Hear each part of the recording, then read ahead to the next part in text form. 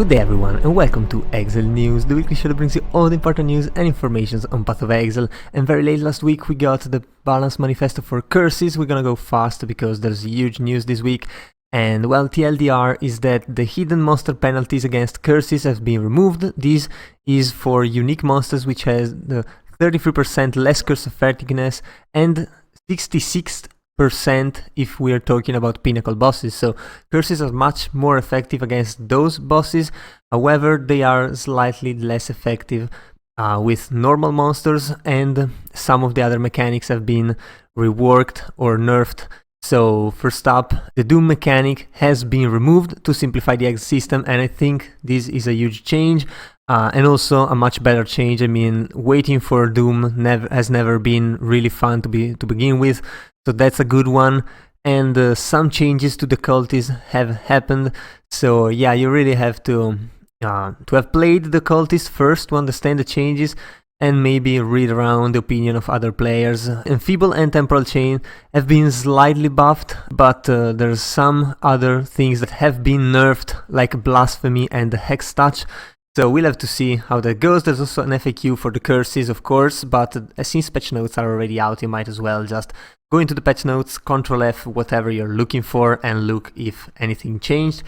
And well, I mean, if you had the time to watch the live stream or slightly after that for the reveal of the next expansion, you were able to get, of course on Twitch, you were able to get these wings here.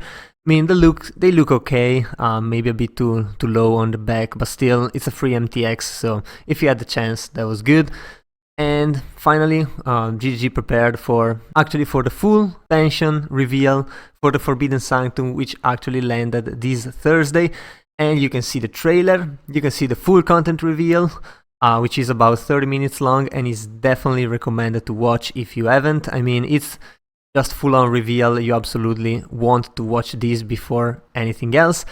The announcement, which we're gonna take a look at shortly, and patch notes. I mean, supporter packs. I mean, if you want to support GG again before the launch, going in blindly instead of waiting for their actual changes. So here we go. The Forbidden Sanctum is basically a roguelike game in and of itself, where you gain access to one room at a time by doing the campaign and doing maps. Every zone will grant you access to one room, and then you'll be able to play them. You can play one room at a time, or you can play one floor fully revealed. However, there is a different type of life in those dungeons. Basically, you have a resolve bar, and it's not connected to your life. So the attacks in there, as you can see from this image, for example, attacks are pretty much telegraphed, and you have to dodge them, because rather than hitting your life, you will still take a bit of damage, but it's mostly damage to your resolve bar, and when your resolve runs out, you end your run into the dungeon and you have to start again. So hence the roguelike component to it. And yeah, these attacks are not parried by your normal stats, so armor, evasion do not really work. So you have to actually be mobile and able to dodge everything manually, I think, and this will definitely point to some builds being much better than others. So we'll have to see. I saw raise going on in the room and kind of stuff like that. So we'll have to see if mobility skills like Whirling Blades or Lip Slam, which do not really evade attacks while they're traveling, are going to be able to be used here, or you might need blinks like Blink Arrow, Flame Dash, and those kind of things. So that's gonna be interesting. However, the thing is that you will not die in this dungeon, basically, so you will not lose experience. If you're playing Archer, you will not lose your character, and this is actually a pretty good way to play the game, honestly. It's really interesting and adds a skill component to it rather than just dropping all your flasks and pretty much face tanking whatever. Also, you'll be able to gain boons, both good and bad, minor and major, both for both sides, and these will persist throughout the Sanctums. And well, this is going to be, of course, only in the Forbidden Sanctum, and they are going to make your run easier and at the same time more dangerous.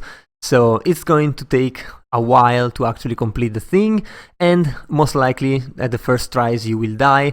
and hopefully you will be able to improve your own skills as well as your possibilities within the dungeons, since there are some other factors that you can actually work on. For example, there are chests with gold, which is a new actual type of currency. This is called the Aureus, and it's just for the Forbidden Sanctum itself, which you can trade for with merchants, and they can give you some things. For example, I'm just gonna scroll down here. There are relics, and these are actually Forbidden Sanctum related, and you can put them in your relic altar, and they will persist through one Sanctum to the other. And as you can see, they give you bonuses like reduced merchant prices, or even actually gaining inspiration at the start of each floor. Inspiration is kind of like energy shield. It's an additional shield to your life. Actually, one of those you can bring into the main game. And for example, one of these, like this one, is gonna be great for strike skills.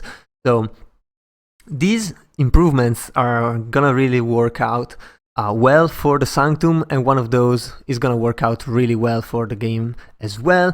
Also in the trailer we saw this relic altar with some slots that were locked, so most likely you can improve it and increase the space as you play through the Sanctum more and more times.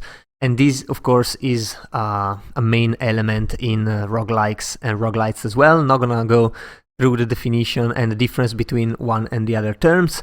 I mean, we all get how it's gonna work anyway. And you can see there are things like pacts, like you gain a random measure boon, but you lose 50% of your maximum resolve. A reminder that resolve is your life in the Sanctum, so it's much easier for you to lose the run entirely if you get this. And yeah, it's all choices as usual, GGG. When you make a choice, there's also a downside to that. So yeah, there's also a reap or whip thing, like you can get a reward now, for example 2 horizons, you can get 6 GCPs if you complete the whole floor, and you can get 18 chaos if you complete the whole Sanctum. So you are gambling with your rewards.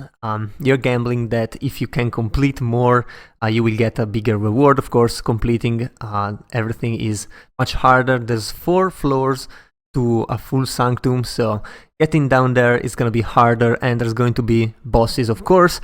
There's mini bosses around in normal rooms, and there's of course bosses at the end of each floor with an ultimate showdown against the entity that controls the Sanctum at the end, which has not been spoiled at all. Hopefully it's not the candle guy. Probably that's just one boss for the floor. I mean, this is probably going to be another boss there, and it's definitely gonna be really interesting.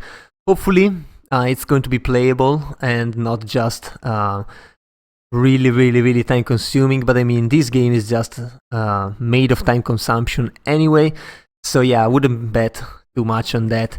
And there's also some improvement to the normal endgame. Great addition is the fracturing orb, which fractures an item, of course, and the item has to have at least 4 modifiers. I mean, otherwise it would be way too easy. But the big point is that fracturing orb comes from harbingers, makes absolutely sense. The colors always also tells you that, and this makes harbingers farmable again. They were basically killed by the change between divines and exalted orbs. Fracturing is definitely going to be a main strategy for crafting. There's also new memory types. This one is for domination, and this one is for bestiary. So more things for the end game. Definitely good. Even though, honestly, I think GG really needs to improve the middle game and the transition between middle game and the end game, which is where most players get stuck, or the biggest time consumption happens, and well, then again, that's where people drops. And we also got 2 new skills. Frozen Legion looks amazing. I don't know how about playing it. The playstyle is definitely something different, but the look is absolutely amazing. Someone will definitely make a build out of it, and we'll see how that goes. And Volcanic Fixture, which I don't know, looks like your generic fire skill. We'll see if that's used at all. We got a lot new Val skills, and some of those are actually really interesting. There's Val Flicker Strike, looks okay. Val Cleave looking really good with Sculling Strike. Chance, or actually not a chance, but if you call a rare enemy, you can steal his buffs. And it also improves your cleave damage and cleave radius for a while if you call a yellow or unique enemy. So that is kind of a buff because it's absolutely amazing and it's definitely really good, even though it might not help with some things, but you also have a Culling Strike inbuilt to your skill, so that is definitely quite something. There's also new uniques, and some older uniques have been rebalanced and made basically T1 tier or T0 even, like Soul Taker got buffed a lot to the damage. Also Starforge got really buffed. It's not as strong as it was before, like when it was released, but it's actually really strong now, and it's definitely really usable. There's also new unique items like this amulet, gaining additional elemental damage reduction equal to half your chaos resistance, however losing minus max to your resistances. It's definitely an interesting trade-off, but all the uniques that have been added seems to be really strong and just very hard to obtain, honestly, overall. Saying goodbye to Arch Nemesis, we've already seen this, and honestly I'm holding my judgment until I actually play the game and see how that has changed.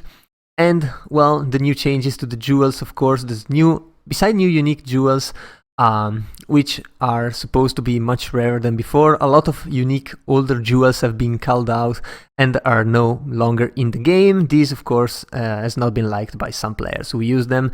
No surprise there. We'll see if the balance change actually worked out, and we'll see less clutter and we'll see more interesting things, or if some people just lost their build and nothing else came to them.